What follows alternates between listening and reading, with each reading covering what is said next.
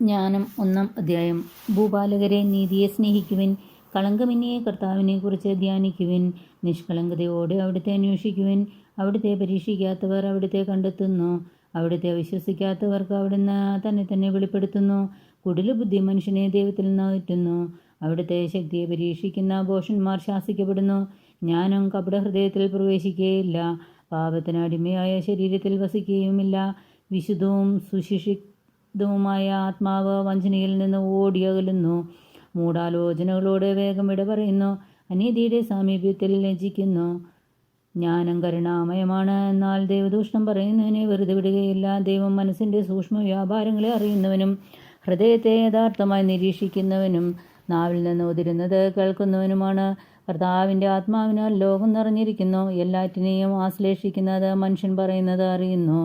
ദുർഭാഷണം നടത്തുന്നവൻ പിടിക്കപ്പെടും, നീതിയുടെ ശിക്ഷ അവനെ വെറുതെ വിടുകയില്ല. അധർമ്മിയുടെ ആലോചനകൾ വിചാരണയ്ക്ക് വിധേയമാക്കപ്പെടും, അവൻ്റെ വാക്കുകൾ കർത്താവിൻ്റെ മുമ്പിൽ വരും, അത് അവൻ്റെ ദുർവ്യാപാരങ്ങൾക്ക് സാക്ഷ്യമായിരിക്കും. അസഹിഷ്ണുവായവൻ സകലതും കേൾക്കുന്നു, മുറുമുറുപ്പ് പോലും അവിടുത്തെ ശ്രദ്ധയിൽപ്പെടാതെ പോവുകയില്ല. നിഷ്പ്രയോജനമായ മുറുമുറുപ്പിൽപ്പെടരുത്, പരദൂഷണം പറയരുത്, രഹസ്യം പറച്ചിലിന് പ്രത്യാഘാതമുണ്ടാകും. നുണ പറയുന്ന നാവ് ആത്മാവിനെ നശിപ്പിക്കുന്നു.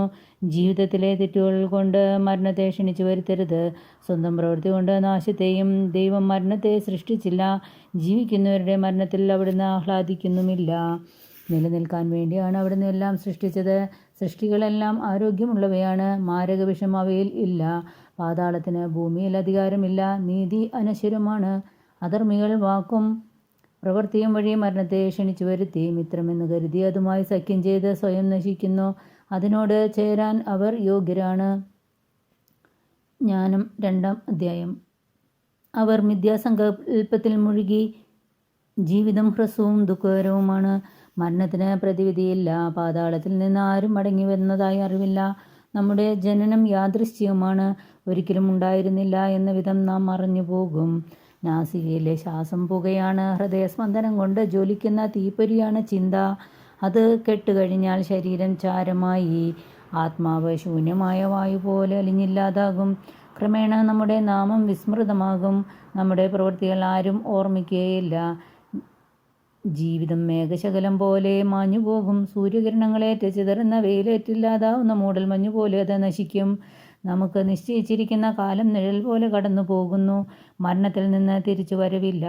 അത് മുദ്രയിട്ട് ഉറപ്പിച്ചതാണ്, ആരും തിരിച്ചു വരികയില്ല.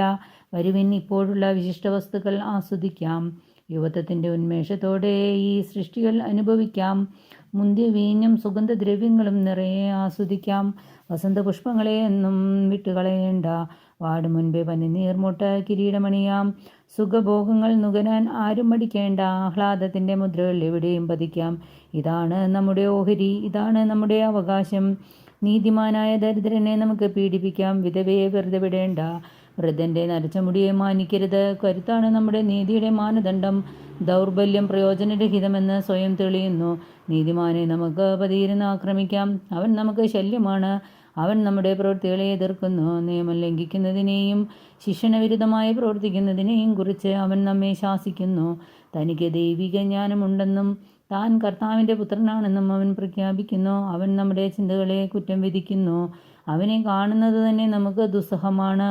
അവൻ്റെ ജീവിതം നമ്മുടേതിൽ നിന്ന് വ്യത്യസ്തമാണ്, മാർഗങ്ങൾ അസാധാരണവും. അവൻ നമ്മെ അധമരായി കരുതുന്നു, നമ്മുടെ മാർഗങ്ങൾ അശുദ്ധമെന്ന പോലെ അവൻ അവയിൽ നിന്നൊഴിഞ്ഞു മാറുന്നു.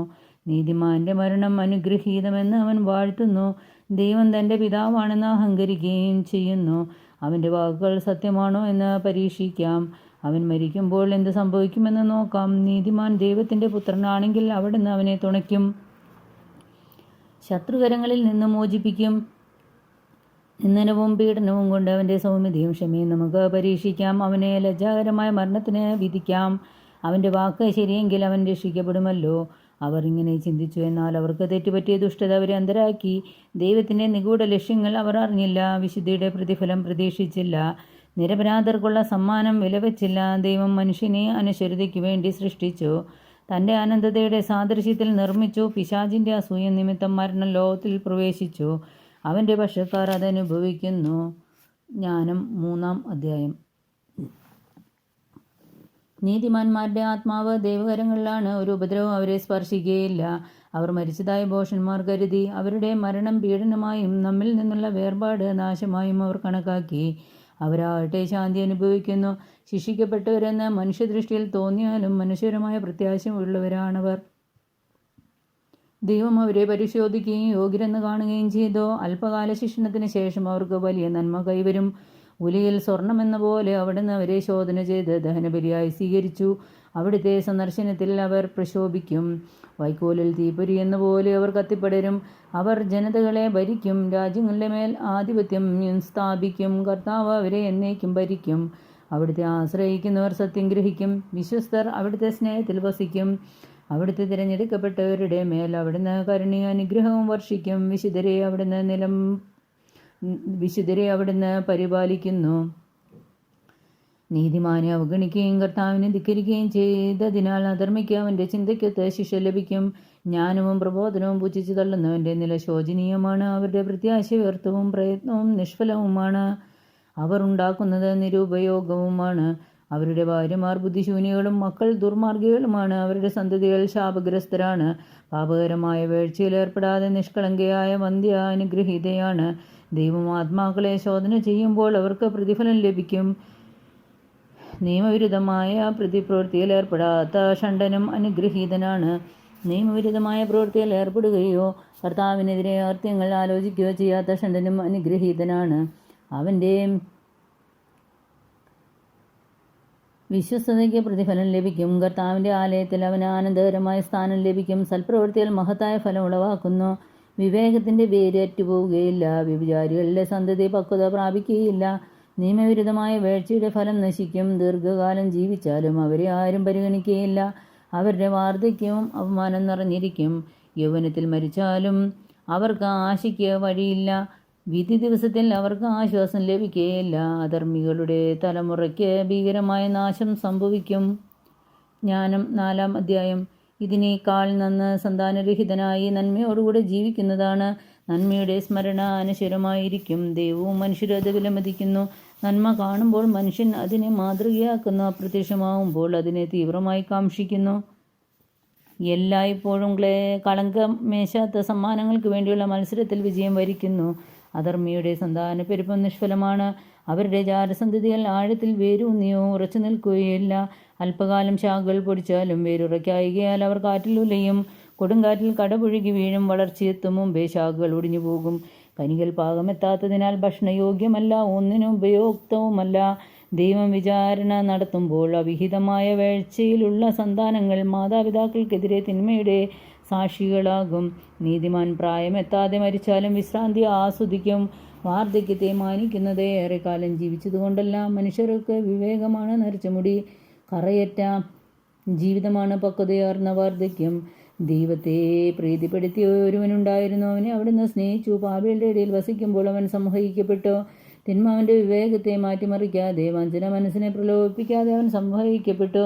തിന്മയുടെ വശീകരണ ശക്തി നന്മയ്ക്ക് മങ്ങലേൽക്കുന്നു. ഭ്രമിപ്പിക്കുന്ന മോഹങ്ങൾ നിഷ്കളങ്ക ഹൃദയത്തെ വഴിതെറ്റിക്കുന്നു. ഹ്രസ്വകാലം കൊണ്ട് പൂർണ്ണത കൈവരിച്ചതിനാൽ നീതിമാൻ ദീർഘകാലം പിന്നിട്ടു. കർത്താവിന് പ്രീതികരനാകയാൽ തിന്മയുടെ മധ്യത്തിൽ നിന്ന് കർത്താവ് അവനെ വേഗം രക്ഷിച്ചു. ജനതകൾ കണ്ടു, പക്ഷെ ഗ്രഹിച്ചില്ല. തിരഞ്ഞെടുക്കപ്പെട്ടവരിൽ ദൈവം കൃപയും അനുഗ്രഹവും വർഷിക്കുന്നതും വിശുദ്ധരെ കാത്തുപാലിക്കുന്നതും അവർ മനസ്സിലാക്കിയില്ല.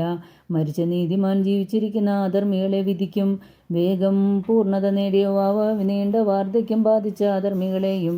വിവേകിയുടെ മരണം അവർ കാണും. കർത്താവ് അവന് നൽകാൻ പോകുന്നത് എന്തെന്നോ, അവനെ സുരക്ഷിതനായി കാത്തുപോകുന്നത് എന്തിനെന്നോ അവർ ഗ്രഹിക്കുകയില്ല. അവർ അവനോട് അവജ്ഞയോടെ വർത്തിക്കും. എന്നാൽ കർത്താവ് അവരെ പരിഹസിച്ച് ചിരിക്കും. അവർ മാനിക്കപ്പെടാത്ത ജഡങ്ങളായി തീരും. മൃതരുടെ ഇടയിൽ അവർ എന്നേക്കും നിന്നാപാത്രങ്ങളാകും. കർത്താവ് അവരെ നിലത്തടിച്ച് നിശബ്ദരാക്കും. അവരുടെ അടിത്തറ ഇളക്കിമറിക്കും. അവർ വരണ്ട് ശൂന്യമാകും. അവർ യാതനയ്ക്ക് ഇരയാകും. അവരുടെ സ്മരണ ഇല്ലാതാകും. തങ്ങളുടെ പാപങ്ങളുടെ കണക്കെടുക്കുമ്പോൾ അവർ ഭയചകിതരായെത്തും. അവരുടെ ദുഷ്കൃത്യങ്ങൾ അവരെ മുഖത്ത് നോക്കി കുറ്റപ്പെടുത്തും.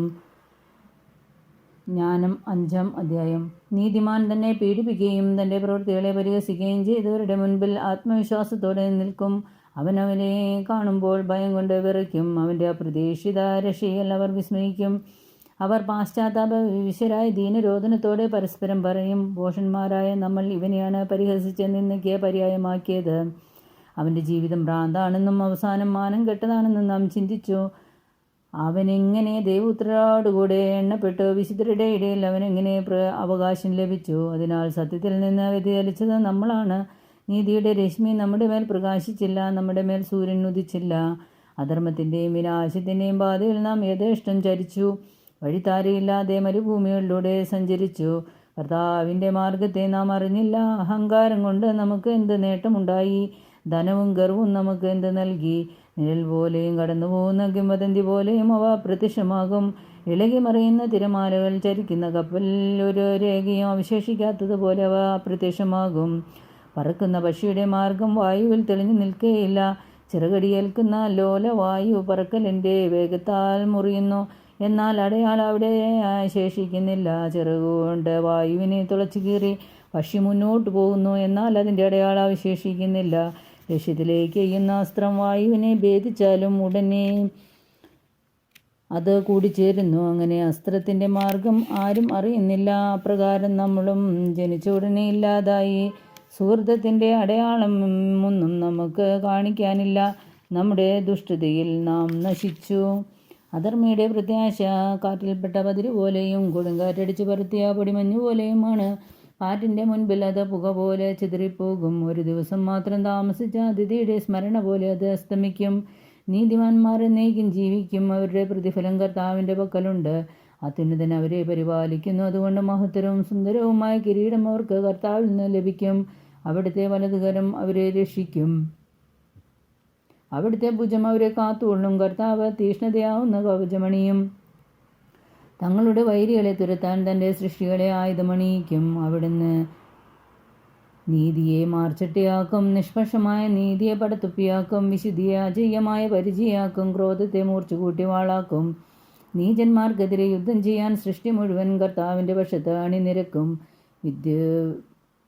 വിദ്യുച്ഛരങ്ങൾ നന്നായി കുലച്ച മേഘവില്ലിൽ നിന്നെന്ന പോലെ ലക്ഷ്യത്തിലേക്ക് ഊക്കോടെ കുതിച്ചുപോയും. കവിണിയിൽ നിന്നെന്ന പോലെ ക്രോധത്തിൻ്റെ കന്മഴ അവർക്കെതിരെ വർഷിക്കും. കടൽ ശോഭിക്കും, നദികൾ നിഷ്കരുണം അവരെ വിഴുങ്ങും. അവർക്കെതിരെ ശക്തിയായ കാറ്റ് വീശും, കൊടുങ്കാറ്റ് അവരെ ചുഴറ്റിയെറിയും. അധർമ്മം ഭൂമിയെ ശൂന്യമാക്കും, ദുഷ്കൃത്യം രാജാക്കന്മാരുടെ സിംഹാസനങ്ങളെ തകിടം മറിക്കും. പിതാവിനും പുത്രനും പരിശുദ്ധാത്മാവിനും സ്തുതി.